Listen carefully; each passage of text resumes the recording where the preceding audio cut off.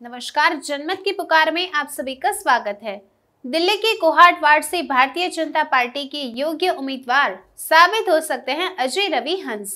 जिला भाजपा प्रवक्ता अजय रवि हंस से बातचीत। दिल्ली की जनता की पहली पसंद भारतीय जनता पार्टी थी, आज भी है और आगे भी रहेगी, जैसा उन्होंने बताया। दिल्ली के कोहाट वार्ड के भाजपा नेता अजय रवि हंस यहाँ पार्टी का एक जाना पहचाना चेहरा है। कई वर्षों से कोहाट वार्ड की जनता के लिए कार्य करते आ रहे अजय रवि हंस यहां से निगम चुनाव में भारतीय जनता पार्टी के योग्य उम्मीदवार साबित हो सकते हैं। अजय रवि हंस वर्तमान में पार्टी में जिला प्रवक्ता हैं। इससे पूर्व 2 बार यहां भाजपा का मंडल अध्यक्ष रहे हैं। जिले में मंत्री रहने के साथ ही जिले में उपाध्यक्ष, दिल्ली प्रदेश व्यापार प्रकोष्ठ का सह संयोजक भी रहे हैं। वे पार्टी के युवा मोर्चा में भी जिम्मेदार पद पर रह चुके हैं।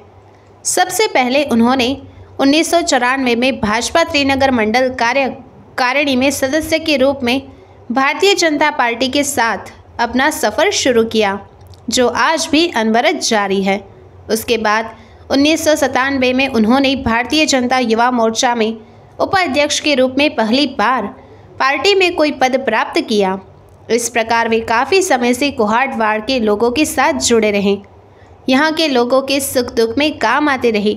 यही कारण है कि यहाँ के लोग उनका समर्थन भी करते हैं। उनका दावा है कि पार्टी अगर उन्हें कोहाट वार्ड से उम्मीदवार बनाती है तो वह विजयी होकर दिखाएंगे।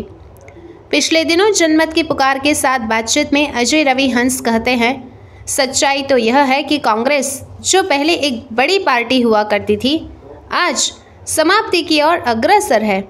आज कांग्रेस पार्टी का वोट प्रतिशत मात्र 9% रह चुका है। और जहां तक आम आदमी पार्टी की बात है तो आम आदमी पार्टी भाजपा के सामने कहीं भी नहीं ठहरती।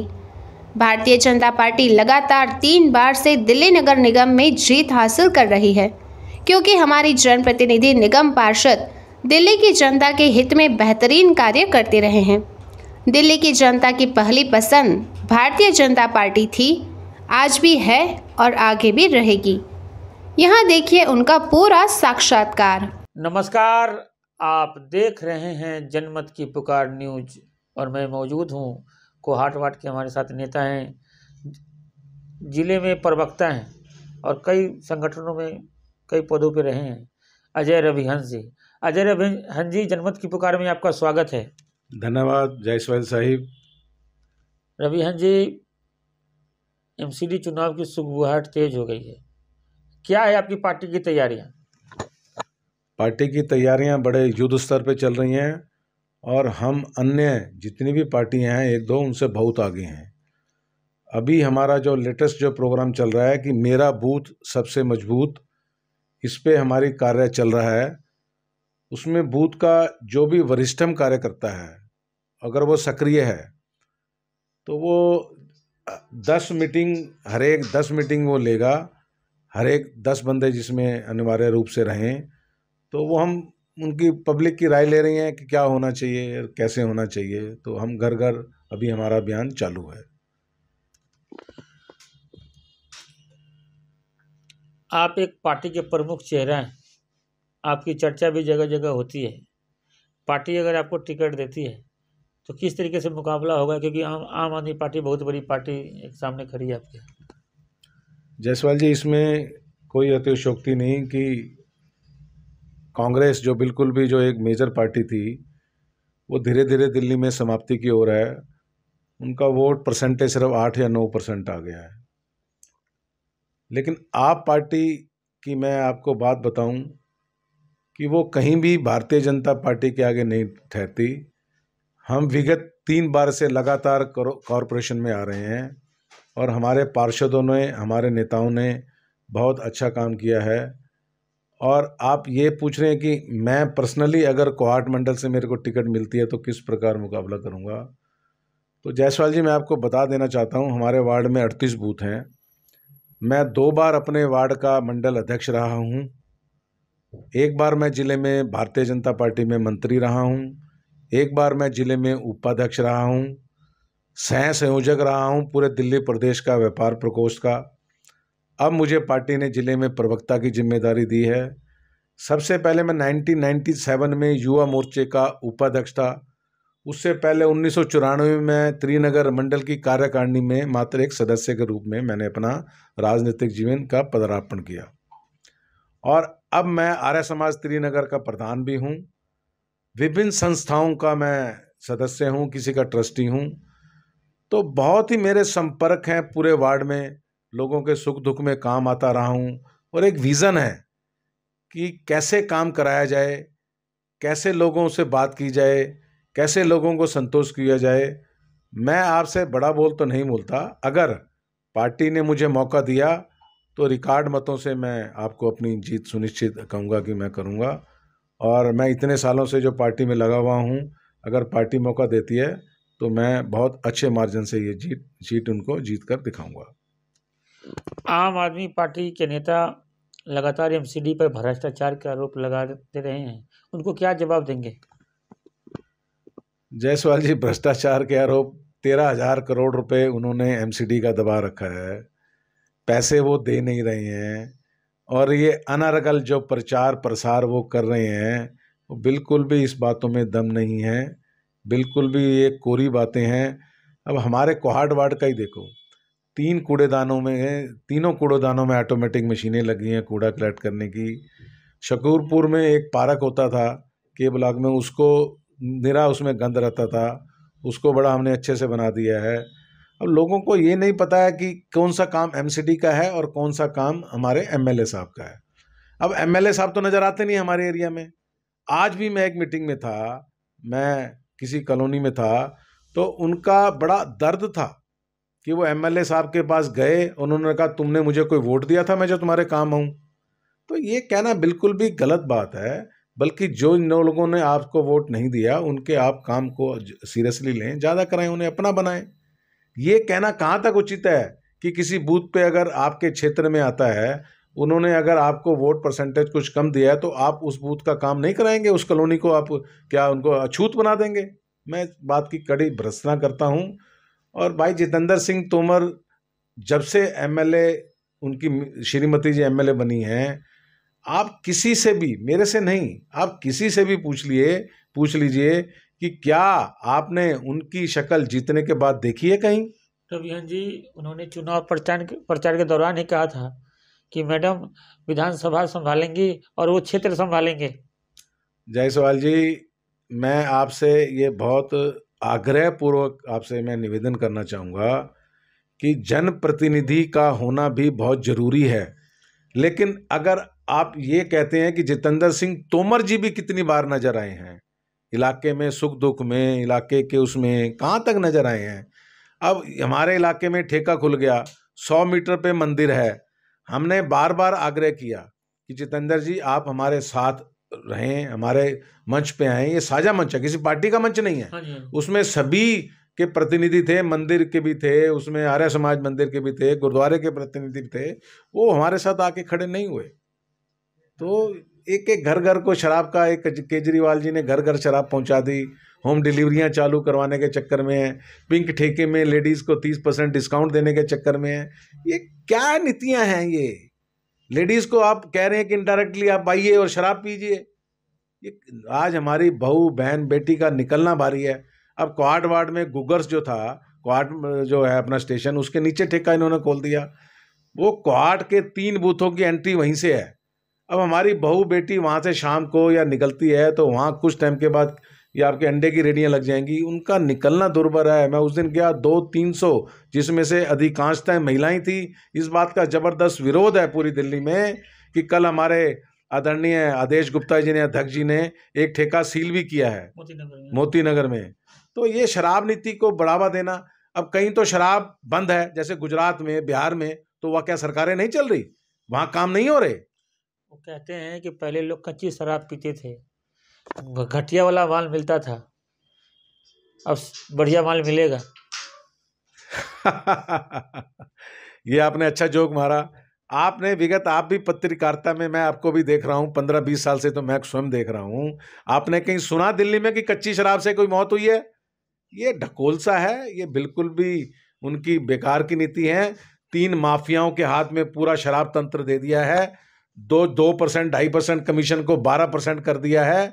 ये सरासर, पहले भी तो ठेके थे, इन्हीं के राज में थे, शॉपिंग कॉम्प्लेक्स में होते थे, किसी एथोराइज्ड उसमें कमर्शियल उसमें होते थे।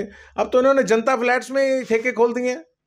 क्या अर्थ है इस बात का? जनता फ्लैट में, MIG फ्लैट, LIG फ्लैट में है, कोई मंदिर नहीं, कोई मस्जिद नहीं, 21 दिन शराब की दुकानें बंद रहती थी, उसको 3 दिन कर दिया।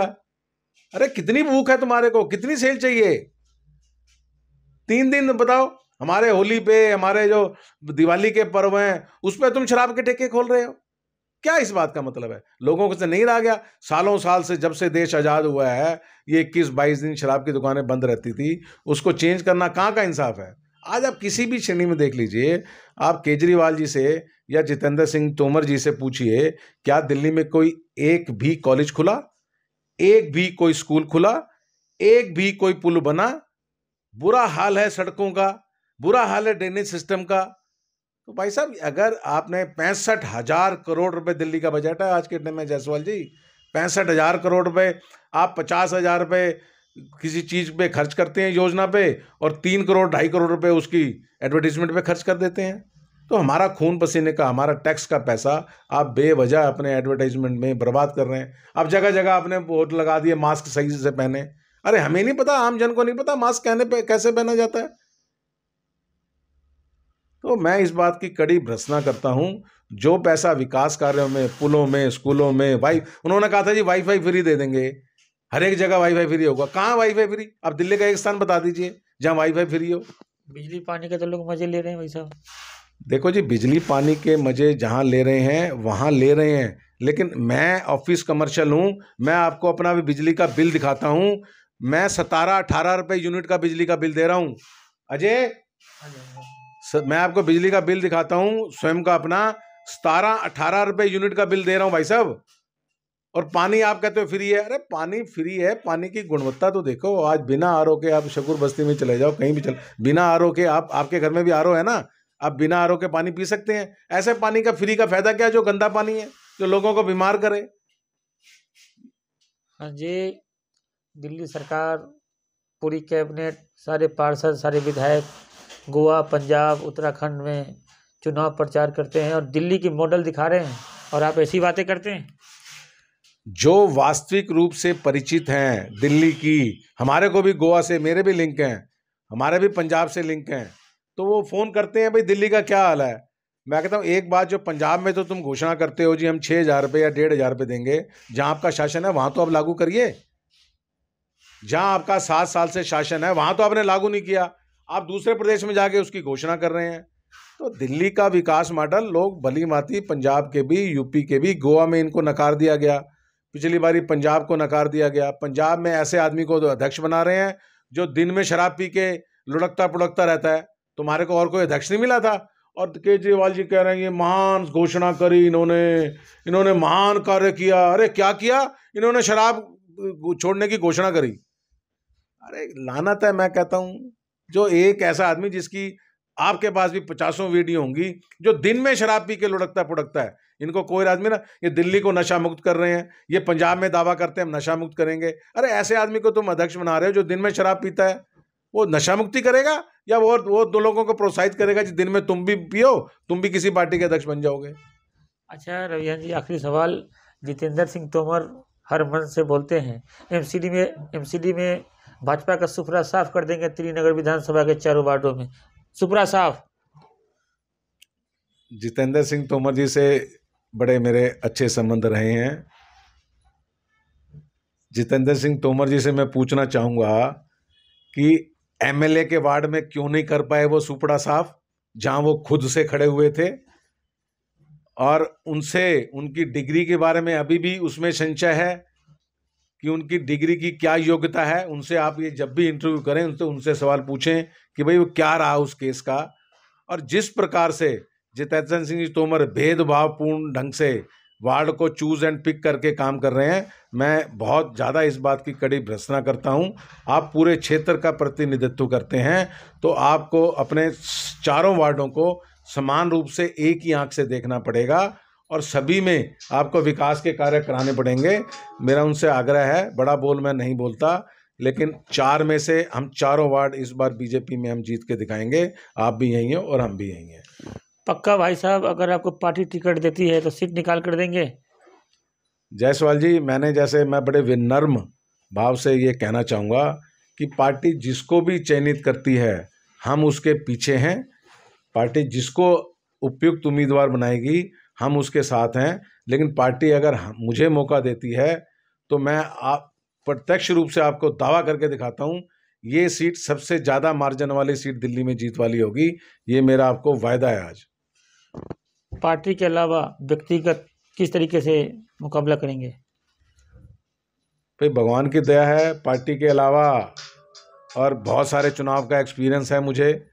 मैं लास्ट तिलक राम गुप्ता जी हमारे आदरणीय बड़े भाई हैं, एमएलए की सीट पे खड़े हुए थे, तो मैं पूरे विधानसभा के चुनाव का मैं संयोजक था और मैं इस पूरे चुनाव को देख रहा था। आदरणीय नंद किशोर जी गर्ग जब चुनाव लड़े तो 2 बार मैंने उनका भी चुनाव देखा। मैंने आदरणीय निगम पार्षद रहे हमारे अपना तिलक राम जी, उनका भी मैंने चुनाव प्रमुख रहा। मीनाक्षी बेनीवाल जी जीती, उनका भी मैं कोहाट वार्ड का चुनाव प्रमुख रहा। जब मैं इतने सालों से इतने लोगों को चुनाव लड़वा चुका हूं तो आप ये समझ सकते हैं कि चुनाव लड़ने का कितना अनुभव है और कहाँ प्लस माइनस हैं। ये आप इन बातों से आप अंदाज़ा लगा सकते हैं।